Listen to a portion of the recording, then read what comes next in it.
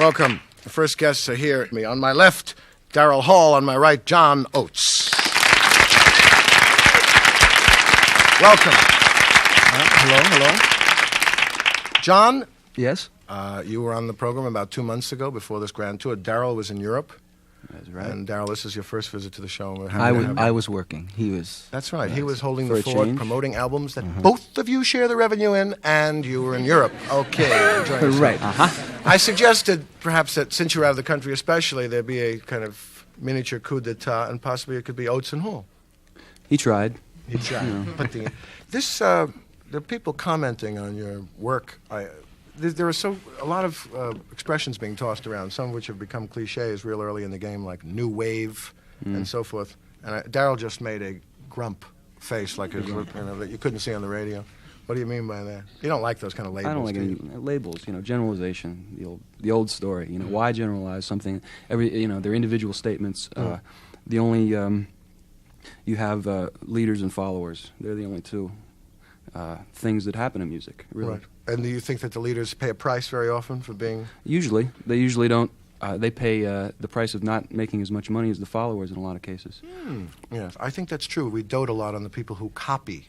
Right. But how do you divide that from influences? For example, when I first heard Hall & Oates on record, I assumed a kind of stereotype. I loved the music, and I assumed, boy, black guys from Philadelphia. And you do look like a black guy from Philadelphia who happened to have turned into a Norwegian sea captain overnight. John is sort of a black guy from Philadelphia. He's a dark guy from Philadelphia. Right. Speaking of Philadelphia, where you put mustard on your cereal, right? Isn't that the... Yeah, that's soft pretzels, right? I'm sorry, and the soft pretzels. You had in this tour, did you not do New Year's Eve in Philadelphia? That we did, yes. Special concert.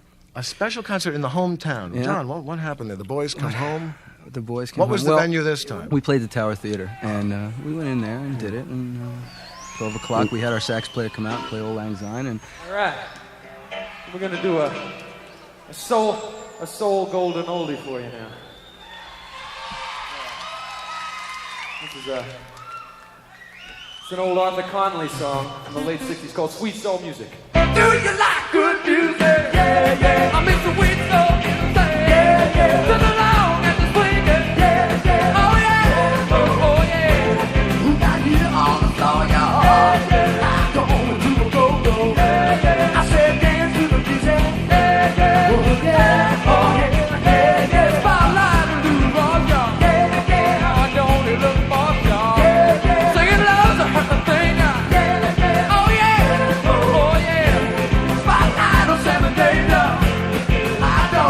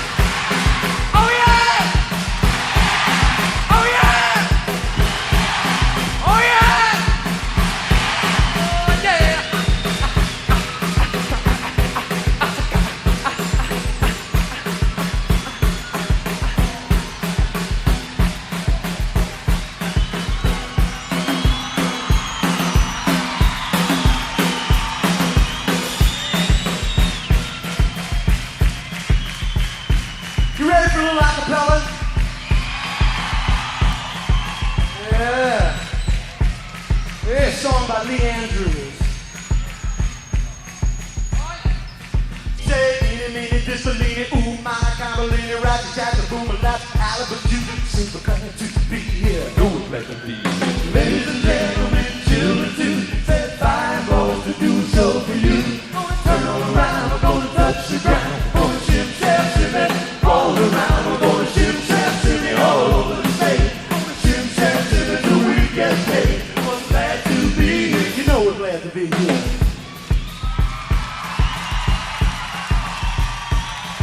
All right.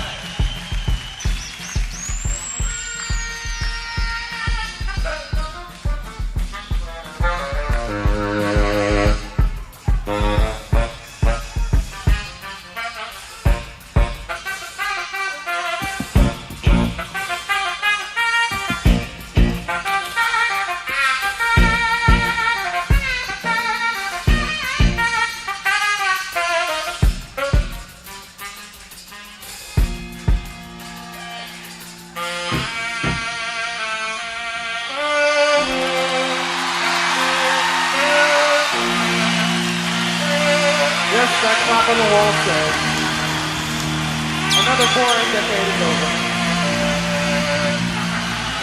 1 year closer to the new age as we're singing Old Lang Syne.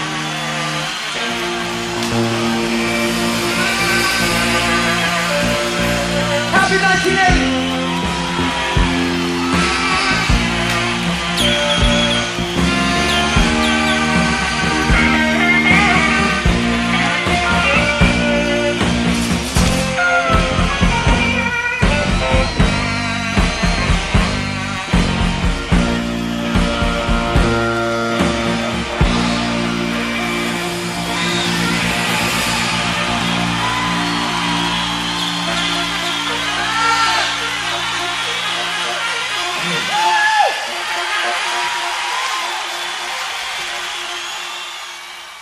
We got on the bus and partied on the Jersey Turnpike. That was the idea.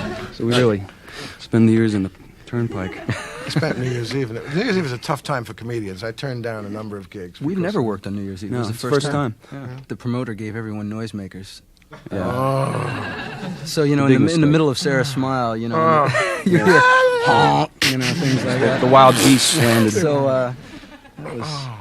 I want to get back to this after this word from Budweiser. Don't go away, okay?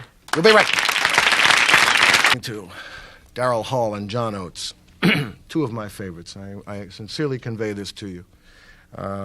Did you do like Barry Manilow did with your grandfather, Daryl? Sing, Daryl. Go ahead, sing. In the Penny Arcade. Is that how you started too? Not quite. Actually, yeah, not too far from that. Yeah, I know that you. This is interesting. I guess I don't know. We all go by stereotypes, and you're a good-looking. You happen to be a blonde guy. You're both very good-looking guys, by the way. Those of you listening on radio. But didn't you do background singing and a lot of the Gamble and Huff stuff and that sort of stuff? Yeah, I started the old street corner. And how did they hear you singing? You know, you'd move from corner to corner. You know about that. Yes, I do. Yeah. Up in the Bronx. So Philadelphia is that type of It's the same town, thing. too. Yeah. Philadelphia, Jersey, New York. It's all the same. Yes. And yeah, you know. I went from corner to corner too, and mostly got thrown out of the corner. Yeah, basically. That's how you learn You to sing. fellas, good. get the hell out of here! You want to read the magazines? You go to a library. You know, that's.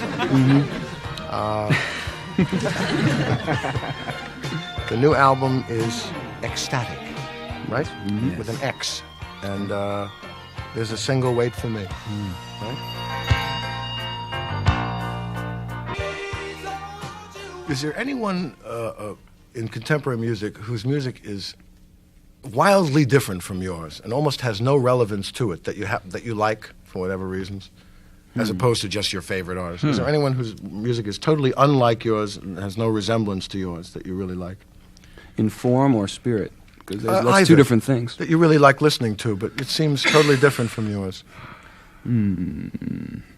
I know him. Yeah, that person and hums. Well, it's a question that That's an interesting is answered question. by it's answered by the silence because there's no one who really impacts that much. And you know what? As I ask it, I realize that it's also a busman's holiday. You make music. Yeah. You don't spend all your time listening. to No, other that's people's don't spend any time just what listening to music. I was going Right. to say that I tend to listen to music mostly for information. So I listen to artists and performers who I feel that I can somehow draw something from. So unless I was exposed to something by accident, I probably wouldn't listen to anything that was so far out of the realm of whatever it is. When you say music for information, I assume you I don't listen for mean- production values, and I listen for songwriting, and I listen for the sounds, the actual sounds that are being recorded, and various new instruments, new sounds on instruments, things like that. Have either of you ever been in school plays or interested in that way? My English teacher tried to get me to be in a school play, and I didn't go for it. That was as close as I ever got. No, I'm interested in behind the camera kind of thing. You're interested in race cars, I heard. Yeah, I am. Right, you are. Now, let me ask you this: do you like the kind that you can cut off? Do you have it on your table, or do you have it on the floor? No, I have the ones. I have the ones that glow in the dark. The jam car. The one that glows. The jam car that glows in the My dark. mother says that's dangerous. It shoot right off in your eye. Right. You know what I mean? You'll go off the track on a curve there, right in Keep your it near eye. the window. I have to wear a helmet when I Right. use mine, but when I grow up and I'll become 38. Oh, my God. Real racing cars, huh? Yeah, I enjoy that. Something you can Did tell I me ask you those who are- Sarah was? No, you didn't. Who is Sarah? She's the silent third partner. She writes a few songs in every album with us, with me sometimes. I've been living with her for about 7 years now, so she's very much a Do part your of this. parents know? No, I haven't told them yet. Well, there are pamphlets in case Yes, you need it. I haven't told. You know, this is a tough load for teenagers to bear, and we know we're here to help you. Is her name appear on the albums and things? Yeah. So it's not anonymous. Sarah, what is her last name? Alan. Oh. Crazy, crazy smile. Did you start as young songwriters and they subsidized you? Yeah. And Yes. for a percentage of your We publishing actually when had you a hit it? patron, which is really unusual in this day and Explain age. this, because this is interesting to people who write songs or that We were want to. We were working for someone in Philadelphia with a very small time producer in Philadelphia, and we were staff songwriters. And when he signed a deal with Chapel Music, which is a very large publishing company in New York, he signed a deal. We went along with the deal, being songwriters signed to him, and eventually we shed that burden, and we became songwriters just with Chapel Music, and they paid us a weekly salary to write songs. And it starts real low. I mean, it could be like Oh, it was $35 a week. It was Really? enough to. I It was remember enough 100 a to week you know, each or something, a yeah. few tasty cakes and soft Right, pretzels. And, right. Do you put mustard on the tasty cakes too? Yes. Those things will rot your head right out. And, But that was important that's in it. a way. It's like being an That's- intern, right? It helped us. Yeah. It helped. At least gave us the freedom to not have to do anything else. So that's important. And everyone's hubcaps were a lot safer in Philadelphia Yes. for a long time. Yeah, really. These guys were kept off the streets. That's interesting because it worked out rather well. We'll be back with more of this in a performance by Rupert Holmes and Dave Marsh right after this word from Budweiser. Stay tuned. Lewis. We're back, and my next guest is a fellow who has the number one single top 40 hit of all things. I can hardly Mozart next, and he's going to perform for us now the song called "Escape." You probably know it as the Pina Colada song. Rupert Holmes, Rupert.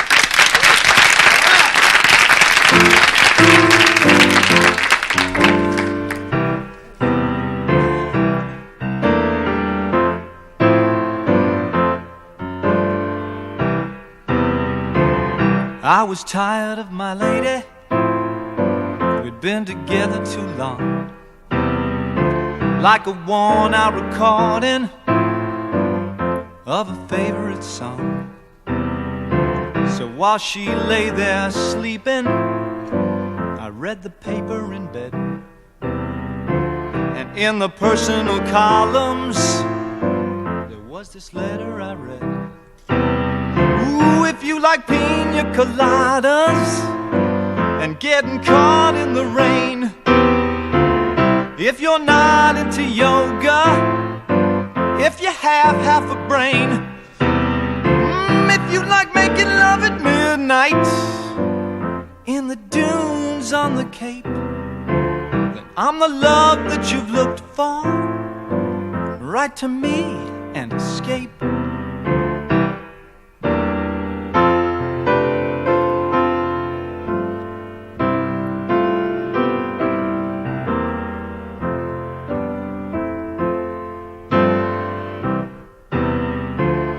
didn't think about my lady. I know that sounds kind of mean, but me and my old lady have fallen into the same old routine. So I wrote to the paper, took out a personal ad, and though I'm nobody's poet, I thought it wasn't half bad. Yes, I like pina coladas and getting caught in the rain. I'm not much into health food, I am into champagne. I've got to meet you by tomorrow noon and cut through all this red tape at a bar called O'Malley's, where we'll plan our escape.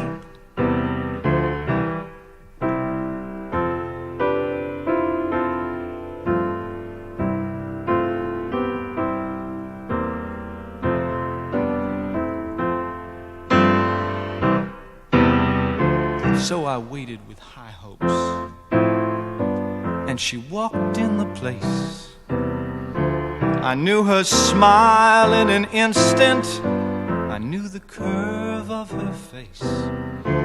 It was my own lovely lady, and she said, "Oh, it's you." And we laughed for a moment, and I said, "I never knew that you like pina coladas and getting caught in the rain, and the feel of the ocean and the taste of champagne.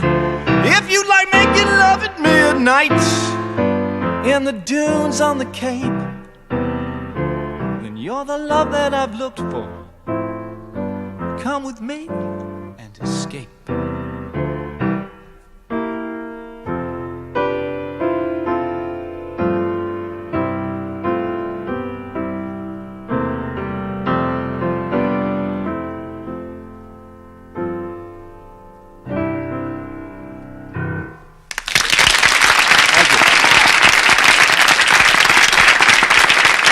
Rupert Holmes. Great. John, Daryl, Rupert. It's a wonderful band. It's, in fact, it's computerized. It played itself, as you know. That was wonderful. You know, do you ever think in that song that, which reminds me a lot of Terminal, which from your album Widescreen. Terminal is also about a man who goes to work one day, humdrum, and meets a woman on the bus, and they spend the whole day making love. It sounds sleazy, but it was really wistful and sad. There is some of that in this. People who are sleazy, basically, get wistful. Yes. No, I'm sorry. Later, if it's too sleazy, you get sad. And looking for excitement, but, and it's lovely, it's symmetrical when it turns out to be the guy's own girl. However, something disturbs me, because she showed up there, she's playing around. Yeah, well, that's the point. See, you know, I just think it's ridiculous. A lot of people don't catch what's going on in this. The thing about it is they both get an education, because see, think of all the stages that they go through when they confront each other, because they look up, they're very disappointed. They were expecting this wonderful fantasy, and it turns out it's the same old stuff. Two, I figure they're both really mad, because it means they were both looking to play around. They caught each other in the act. I like her better. See, the guy is really arrogant in the song. He's sitting around thinking, you know, oh, this is getting boring. But, of course, it never occurs to him that the lady he's with would be bored, too. Of course. But she's the one who placed the ad. She's the one who's got the real nerve, man. Right. So and I think after that, they had a big fight over that, too. Yeah, yeah. Exactly. When they went home. All right, let's get down to it. How many other times did you take? How many other ads have been? Start going through back issues of Reader's Digest. And also, it'll be the parody version. I like being tied to chairs, being pounded on the head. I like to drink Clorox. You know, I wish I were dead. There are a lot of ways to do it. I want to serve you with a lawsuit for stealing the... I bet you'll be approached soon by Sarah Lee to use Sarah Smiles. That's right, Sarah Lee. Yes, cupcakes for you to give you insulin shock. Rupert, you have the #1 record. I mean, you are really unusual, Rupert. You are comedy and music, and you're one of the few. Yeah, well, I think the difference between myself and, say, someone like Martin Mull or something like that, is that to me, I don't write gag songs as such. To me, if there's humor in the songs I write, it's out of the fact that people, when they're in love, behave ludicrously. I mean, I've never been so foolish in my life as when I was falling into love or out of love or being dropped or being picked up or whatever. And that is funny. That's the way people behave, and it's hilarious. Love is a giant giggle, you know. It's Rupert, that's absolutely right. Marty is not a composer in the sense that you are. Yeah. The new album is called Partners in Crime. That's right. And, of course, the single Escape. Everyone is going to call it the Pina Colada song. I say that I had this vision of myself, a giant tombstone erected on my behalf, and it's just a huge pineapple. You know, it's like Escape is what I call it. But luckily, you know, someone had the foresight at the label to say we better subtitle it the Pina Colada song, because people are going to go and sing, "Where's that record about pina coladas?" Absolutely. You are born in England. Yeah. And you were raised in New York City? Nyack, about 40 miles upstate from here. I don't know if anyone knows it. Take a kayak to Nyack. Let's get away from... It's Nyack's one... Do you realize, and more importantly, do Daryl and John realize, we were born here, you can't be president? Oh. I mean, do you go around most days, ever wake up and think that, depressing. Yeah, do you know something? Actually, it always bugged me, because I learned that I was born in England, and I said, well, I can't be president, and I can't be king, because I'm not, you know. Yeah. So I'm going to have to settle for, like, running a Woolworths in Dayton, Ohio, or something like that. Well, no, but you're really American in your attitude. And I was very surprised to find out that you were born in England and liked you less after it. You go back where you came from, Rupert, okay? I know. We're getting a little jingoistic in American. In my defense, I was born of an American GI and a British girl. Franco Harris. Now you're getting to it. Right? So I was an American citizen when I was born. It just happened to be in another country. Oh, dynamite. But you still can't be president. Yeah, well. General MacArthur's son couldn't be president. And Peter Tosh can't be president. But even if he were born here, he couldn't be president. He's too hungry all the time. Anyway, Rupert, I want to prevail upon you. I feel sort of like Mike Douglas doing this, but it's charming hearing you perform right here in this room live with all of us. Will you do another song for us? I would love to do another song. Thank you. Great. Rupert Holmes at the piano. You want to tell us the name of it? Or do you want us to get it from the... No. Are the lyric sheets passed out? No, yes. Sing along chorus 2, please. Okay. No, this song is about... it's from the new album, Partners in Crime, and it's about that dilemma that I think all of us feel at one time or another. Have you ever gotten onto an elevator and you push like 21, and the elevator stops at 3 and someone else gets on, and the doors close and they push 23 and you rise together in the elevator, and you look at this person and you know this is the person with whom you want to spend the rest of your entire life. And you're ready to pick out furniture, look over the Montgomery Ward catalog. That's well, you get to that floor, the doors of the elevator open, and like the fool you are, you get off, and the doors close, and they're gone forever. That's what this song is about. It's called The People That You Never Get to Love.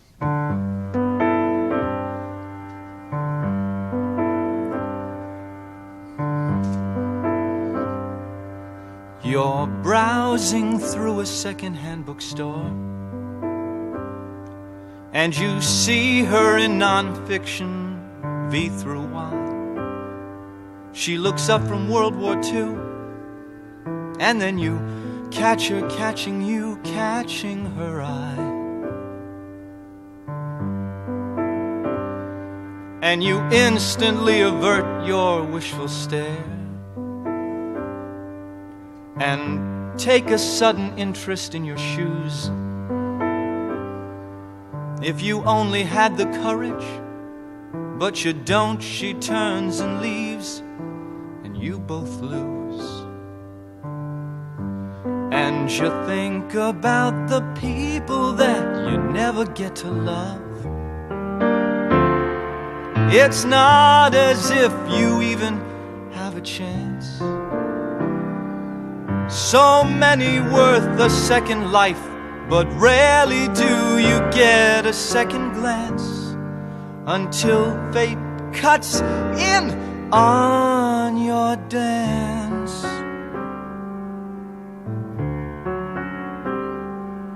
and you'll see her on a train that you just missed, at a bus stop where your bus will never stop, or in a passing Buick when you've been pulled over by a traffic cop.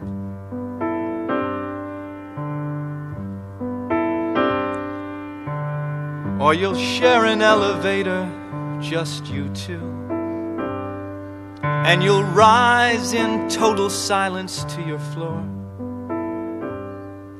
Like the fool you are, you get off, and she leaves your life behind a closing door. And you think about the people that you never get to love, or that poem you intended to begin. The saddest words that anyone has ever said are, Lord, what might have been. But no one said that you get to win.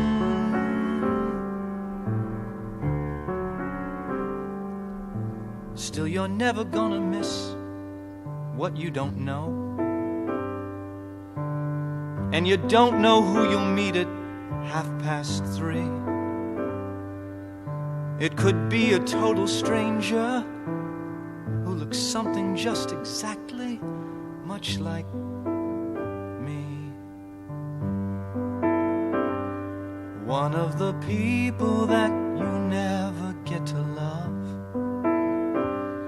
One of the people that you never get to love. The people that you never get to love.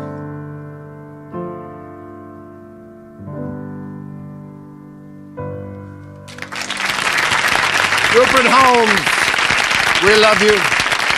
We'll be right back after this word. And now back to Robert Klein with his guests Daryl Hall, John Oates, and Rupert Holmes. Thank you. We're back. Thank you.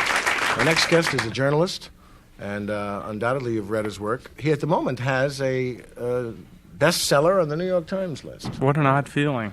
Wow. You welcome Dave Marsh.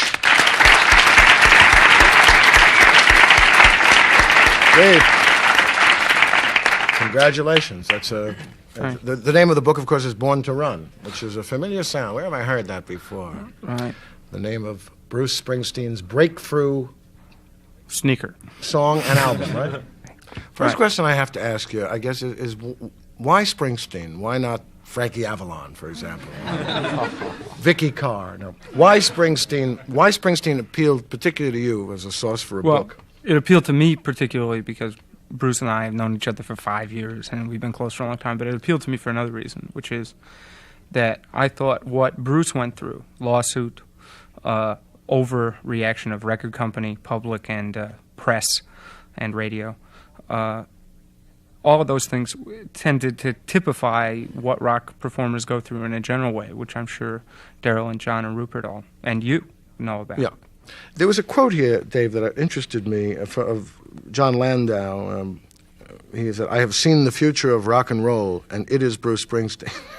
Well, and its name is Bruce Springsteen. That is probably the most famous and the most misquoted sentence in the history of rock criticism. Why? What is it actually? Well, I think you got it close, and its name is Bruce Springsteen, is what it is. Is it the name wrong, and his name is Vicky Carr? Or No. The name was right, though, the Bruce Springsteen. Right, yeah. Did Bruce Springsteen then say, "I have seen a manager, he looks like his name is"? I mean, how did history start this way? History started in a funny way. What does he mean by that? I honestly don't know what he means. It's funny because I was with John that night. I mean, when he said this, did he turn around and say, "Listen, I got to go to the bathroom. Before I go, I'd like to say I've seen the history of rock and..." I mean, I'm still not sure what he means. He loved him, obviously. He loved him, and that it was going to be incredibly influential, and that people were going to follow that trend. And was he right? To a certain degree, he was right. Mm-hmm. Not completely, but I think that Born to Run was a record. You mentioned New Wave to Daryl and John before. the expression, yes. I think to a certain extent, Born to Run opened certain doors for performers like the Ramones and Patti Smith and Elvis Costello, all of those sort of people who came out and said, we're not going to take it anymore. We're back, and I want to thank everyone in our studio audience and everyone on the Pike at home. Our guests, Daryl Hall, John Oates, Rupert Holmes, who performed in person here, Dave Marsh, don't forget his book, too, which is called Born to Run, about Bruce Springsteen. I had trouble saying Bruce Springsteen. It's Bruce Springsteen and Robert Klein. Klein and Klein. That's maybe why I had it mixed up. And Ecstatic, the new album of Hall & Oates. And I know there's going to be a single album, Daryl. Right. There's a solo album in March. Are you going to have a solo album, too, John? Oh, my God. He's twitching. He's twitching. Now you're going to go to Europe. All right. And thank you, Dennis Elsis, for our featured album of the week. Good night, wherever you are.